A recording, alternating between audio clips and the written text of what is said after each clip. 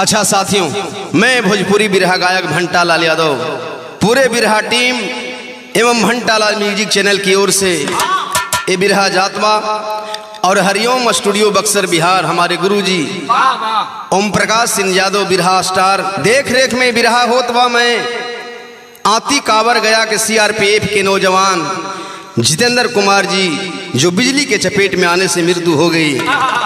मैं उन्हें सच्ची श्रद्धांजलि अर्पित करते हुए उम्मीद है कि आप लोग वीर रस के बिरहा जरूर पसंद करेंगे। कवि जी भूमिका के भाव में 4 लाइन लिखे हैं क्या?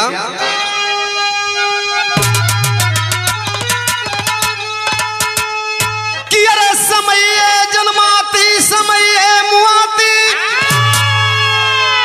समये उगाती समये डुबाती समये अमीरी समये गरीबी समये भिखारी बना के भटकाती समये बसुखी समये बदुखी समये बांसू जो एक दिन रुलाती समये जितेंद्र को दिए मुआई ओपी नरेंद्र भंटा लाल के कलमा बताती।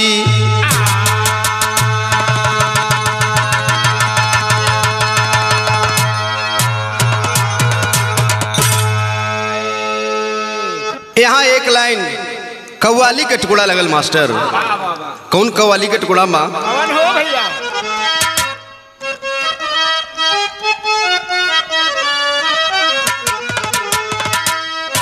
कि अरे तेरे दरबार में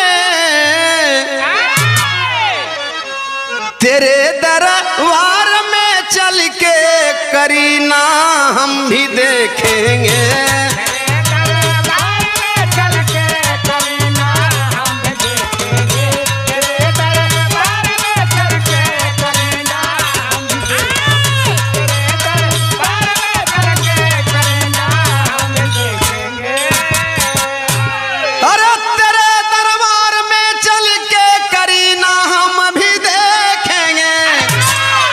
अगर मराजी हुई मौला की मदीना हम भी देखेंगे।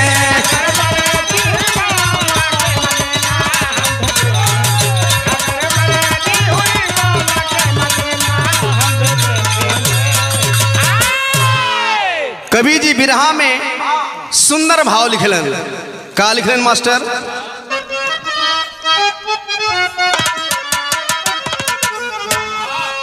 कि अरे मरे जो देश के लिए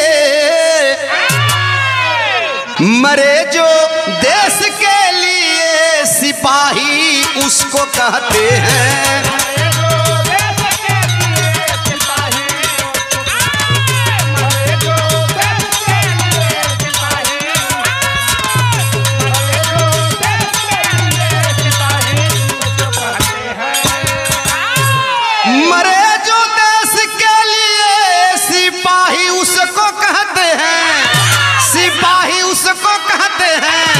उजाड़े राष्ट्र के दौलत तबाही उसको कहते हैं।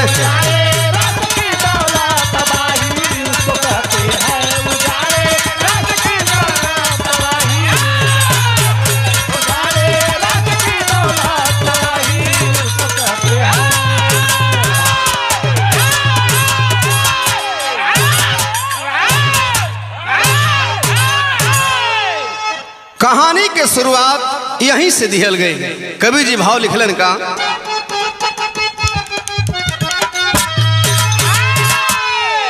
बिहारी राज गया जिला की कहानी है। आती थाना कावर गांव की दस्तानी है। जितेंद्र सीआरपीएफ का जवान रहे। डोमन महतो के संझला संतान रहे। उपेंद्र सत्येंद्र महेंद्र भाई खास रहे। ललिता संगता गीता रीता बहने आस रहे। देव भंडारी डी में शादी भी सेट रहे। अनीता कुमारी दुल्हनिया भी नेक रहे। 24 मई 22 के चढ़ले तिलकवा हो। वही दिन बहिनी के अइले बरतवा हो। बिजली के तार जितेंद्र के लिए काल बना, बिजली के तार जितेंद्र के लिए काल बना, सारा परिवार सुनकर बड़ा अब बेहाल बना।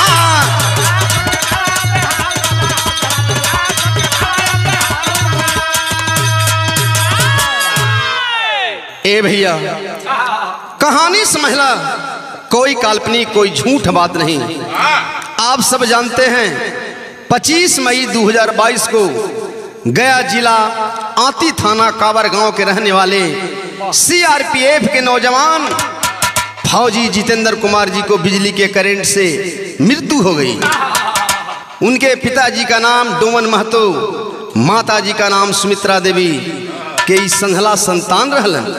बड़ा भाई का नाम उपेंद्र, दूसरे भाई का नाम सत्येंद्र और अपने तीसरे भाई जितेंद्र जो सीआरपीएफ के नौजवान थे। चौथे भाई का नाम महेंद्र जी। 4 बहन थी, ललिता, संगीता, गीता, रीता। भैया हो फौजी जितेंद्र जी को एक छोटी बहन रीता को शादी की तैयारी चल रहा था। फौजी जितेंद्र जी को 2016 में नौकरी लगा था, वे श्रीनगर में भर्ती थे, ड्यूटी ही कर रहे थे। इधर घर से अपने गांव कावर से माई और बाबूजी फोन करत हुए। का कहत हुन फोनवा पर भाव लगल।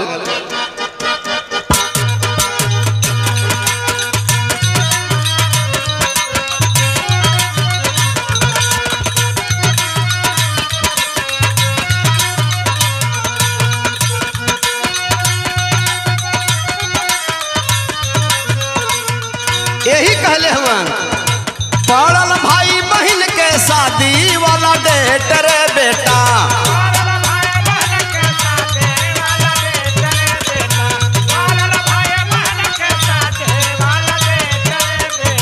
जल्दी घरवा आ जा करिया नहीं लेट रे बेटा।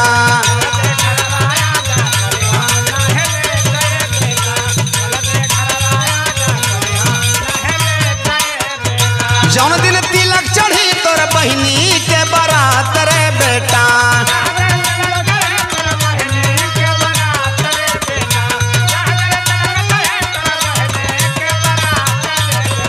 घरवा छुट्टी लेके अइबू कवन रात रे बेटा।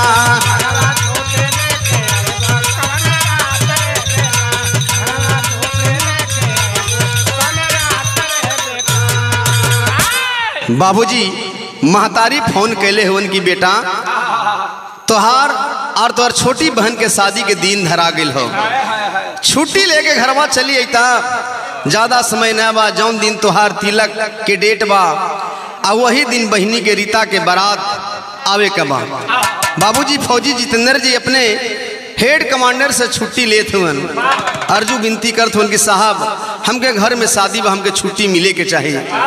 का आग्रह करत बाड़न तनी भाव बदल गए।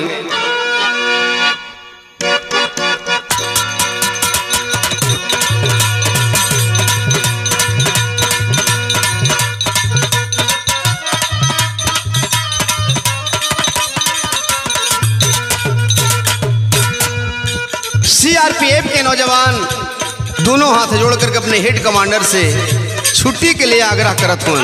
का कहले हुआ दे दी छुट्टी साहब फिरो आ जाइब बॉर्डर पर।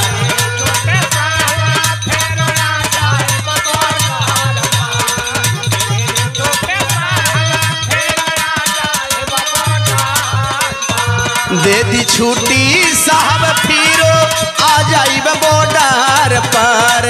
आइल बानी फोन हमारा सदिया बाघर पर।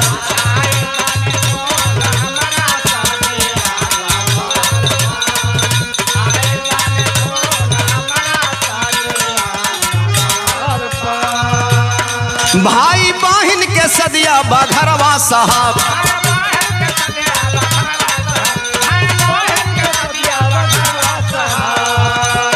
राउर मनवा में करी बिचरवा साहब।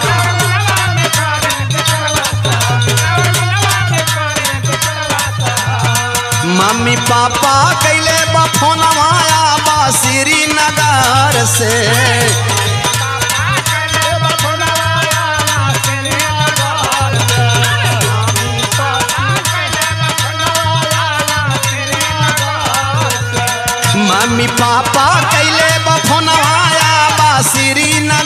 बाजार से दे दिया ऑर्डर साहब हमारा सदिया बाघर पे।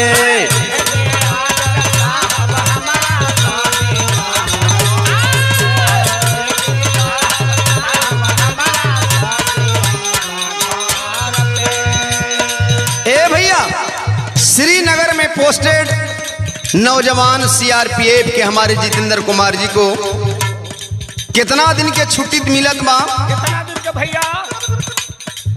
23 दिन के छुट्टी मिलत बा। 23 दिन के छुट्टी हेड कमांडर साहब देत हुए। का कहत हुन भाव बदल गए।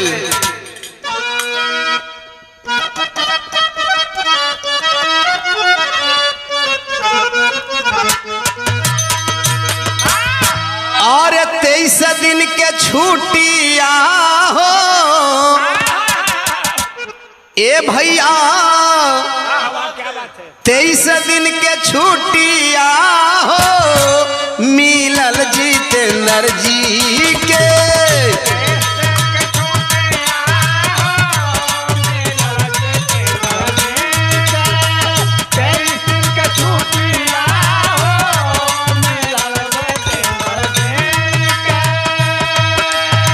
श्रीनगर से फौजी कैलन तैयारी,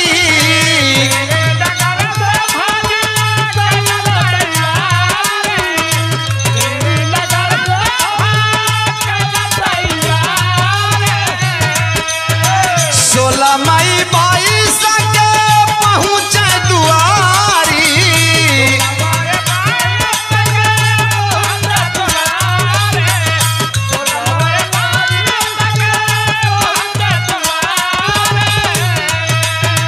दिलवा में खुशियाँ हो, दिलवा में खुशियाँ हो मिलल जितेंद्र जी के।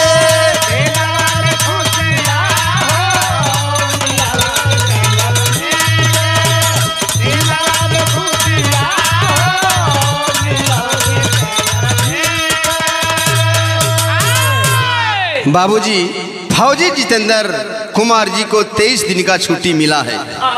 नौजवान सीआरपीएफ के जितेंद्र कुमार जी श्रीनगर से तैयारी करते हैं, घर पर आने का तैयारी करते हैं। आती कावर गया। 16 मई 2022 को अपने घर कावर पहुंच जाते हैं। प्रमाण मिलता है साथियों, सबसे पहले रफीगंज स्टेशन पर उतरते हैं और रफीगंज स्टेशन पर उतर करके ढेर सारी मिठाई को खरीदते हैं अपने घर पर। दोस्त हित जन आए हुए थे, सबों को बांटने के लिए, खिलाने के लिए। साथियों, रफीगंज स्टेशन होते हुए, आती बाजार होते हुए जब घर पर पहुंचलन, सबके दिल में खुशी बा। तनी बिरहा में भाव बदल गया जय भैया।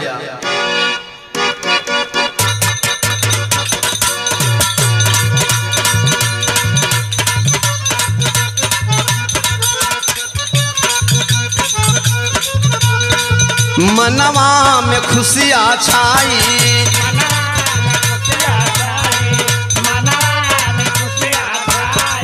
बटले गाँव घर मिठाई,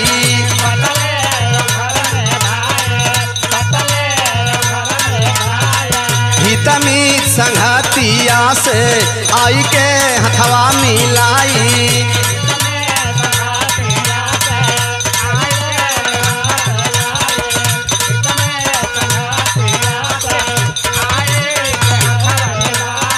सदिया के कड़वा पढ़ के मन ही मन मुस्काई मुस्काई मुस्काई। जितेंद्र भाई हो जितेंद्र भाई,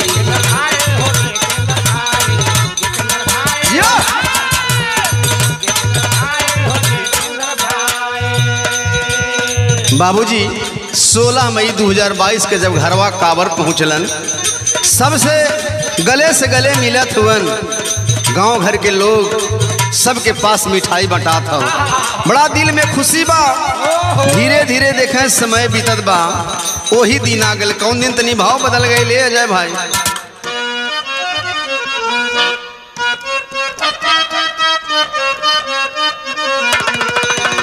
धीरे धीरे आई गई शादी के समैया,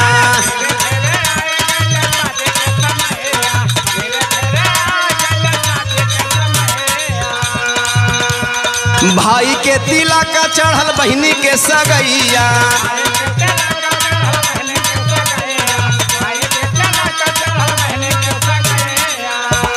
25 मई के कैलन बहिनी के विदाई मिली चारों अब भाई।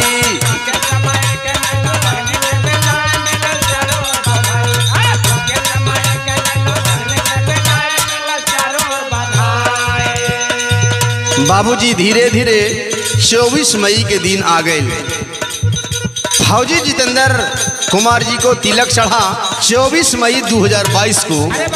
और जब उसी रात में उनकी बहन छोटी बहन रीता को शादी भइल। सवेरे पिता डोमन महतो, महतारी सुमित्रा देवी एवं चारों भाई मिलकर बेटी रीता को विदाई करती है। खुशी की लहर है। वे देखें बाबू, सवेरे 25 मई 2022 को वह खुशी की लहर गम में बदल गया। भैल का टेरी के भाव लगल।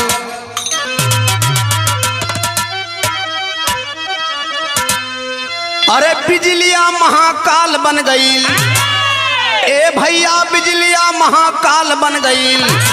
पिछल तार भैल गजब मौत के जाल, अरे जाल अरे जाल। तब 25 मई 22 के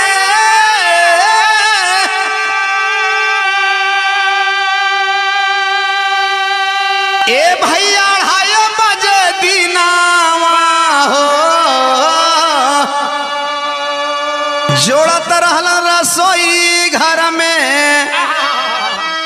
फौजी बाबू तारावा।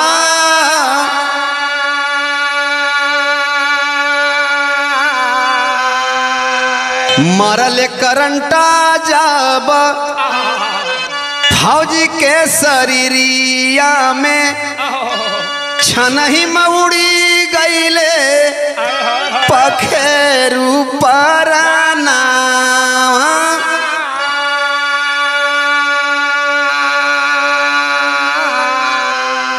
तब बेटा बेटा कह के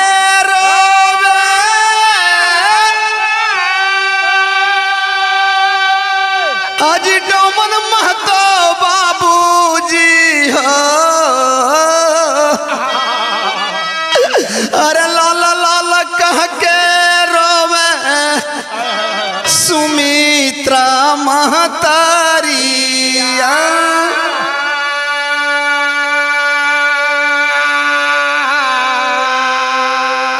बाबूजी 25 मई 2022 के लगभग 2:30 बजे दिन में फौजी जितेंद्र कुमार जी CRPF के नौजवान अपने रसोई घर में तार जोड़ रहे थे कि अचानक बिजली के चपेट में आने से, बिजली के करंट लगने से दुनिया के छोड़ करके चल बसे।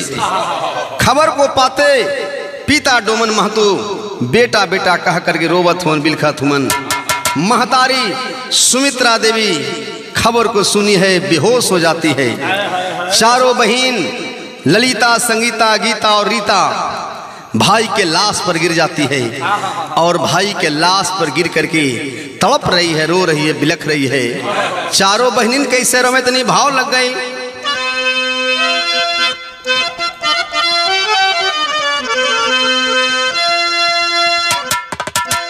अरे लसिया पर गिर के रोवे चारों बहनिया। ए भैया लसिया पर गिर के रोवे अजी चारों बहनिया। कहाँ गईला भैया हमार हो।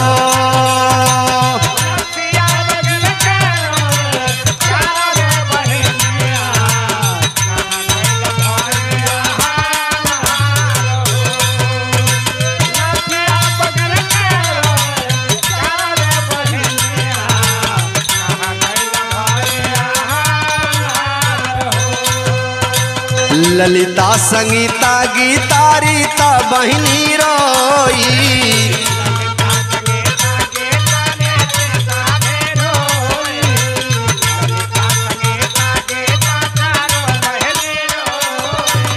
हमरो सहारा भैया कहाँ अब खोई।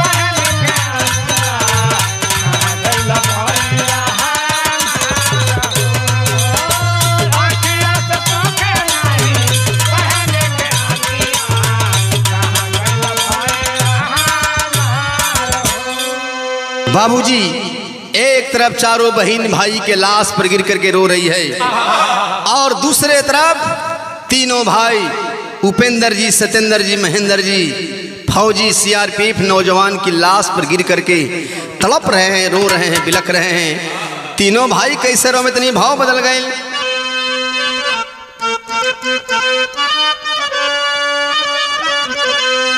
कि फौजी भैया हो,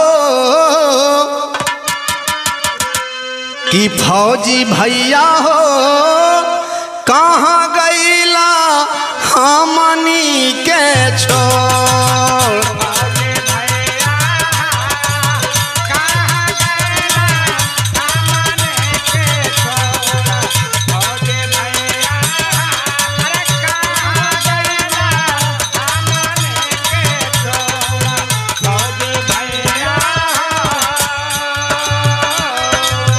चंचल नैनवा के कैसे बिसराई, खो देला भाई हम कबो न पाई।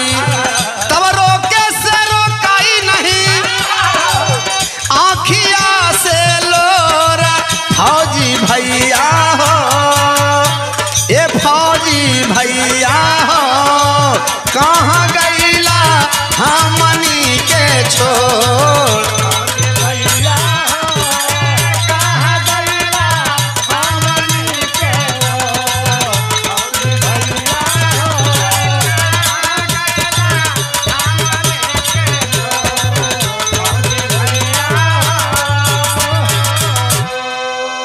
तीनों भाई फौजी भाई की लाश पर रो रहे हैं, बिलख रहे हैं कि भैया अब हमनी के सहारा के रही भैया, तू ही एगो हमनी के सहारा रहला।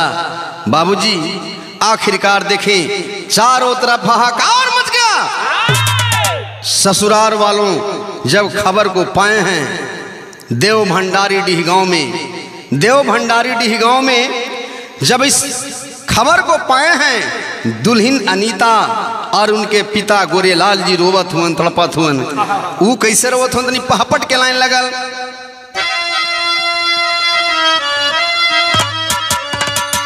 अरे रोवलिया भागिन दुल्हनी आया बनई हरवा में, कि अरे रोवलिया भागिन दुल्हनी आया बनई हरवा में, लिखे विधाता कैसन मोर लेखनिया आया बनई हरवा में।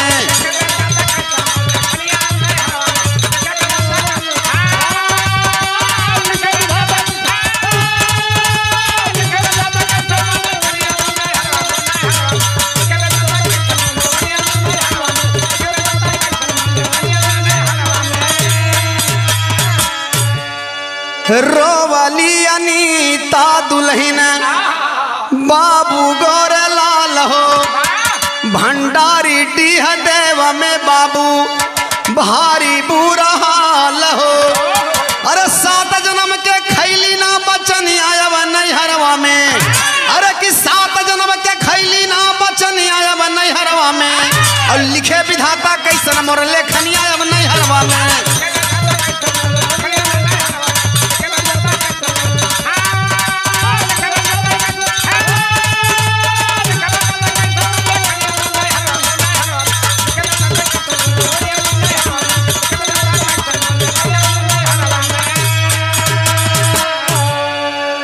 बाबूजी ससुर गोरेलाल तड़पत हुअन, दूसरे तरफ दुल्हन अनीता तड़प रही है, रो रही है। कहाँ चल गेला सैया, हमार मांग में सेनूर भी न दिहला, हमार मुंह भी न देख पैला, आ दुनिया छोड़ करके चल बैला। रो रही है, बिलख रही है, रोती रोती प्रमाण मिलता है कि बेहोश हो जाती है। आखिर भैल का बाबू तेरी साथ सदर अल्लाह में भाव दिहल गई।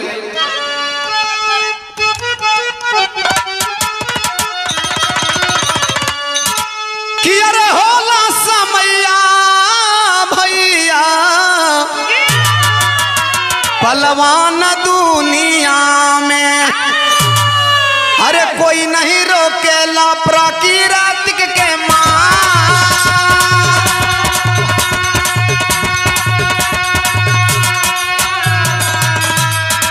25 मई 2022 के दिना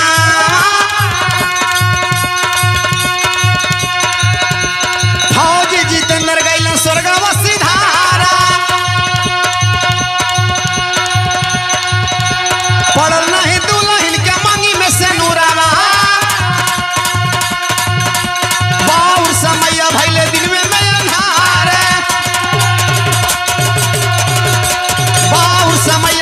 दिल में मेरा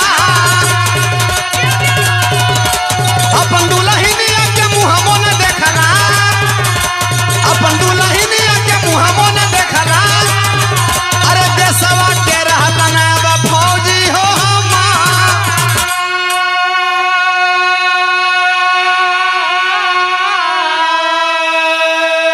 बाबूजी सबसे बड़ा बलवान समय होला प्राकृतिक के मार के कोई रोक न सकेला कब कौन चला जाएगा कोई किसी को कहा नहीं जा सकता है। चले गए देश के सिपाही लेकिन उनके नाम तो अमर है ना। कहानी के अंतिम लाइन में लिखे हैं कवि जी क्या खड़ी की लाइन बा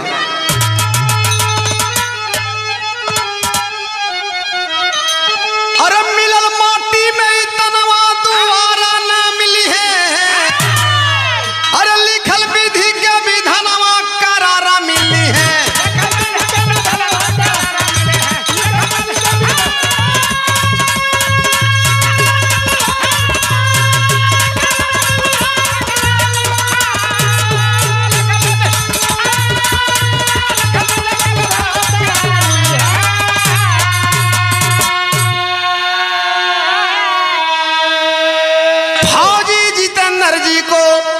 सत सत सलाम हो जुग जुग अमर रहे इतिहास में उनकर नाम हो अरे छूटल माई बाप के प्यारे अब सहारा न मिली है अरे लिखल विधि के विधानवा करारा मिली है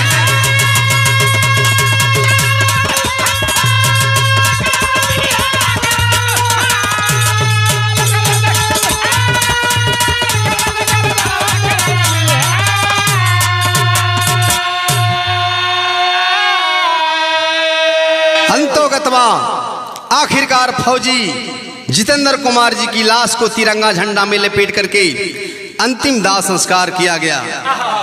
जय जखार जद्दू वीर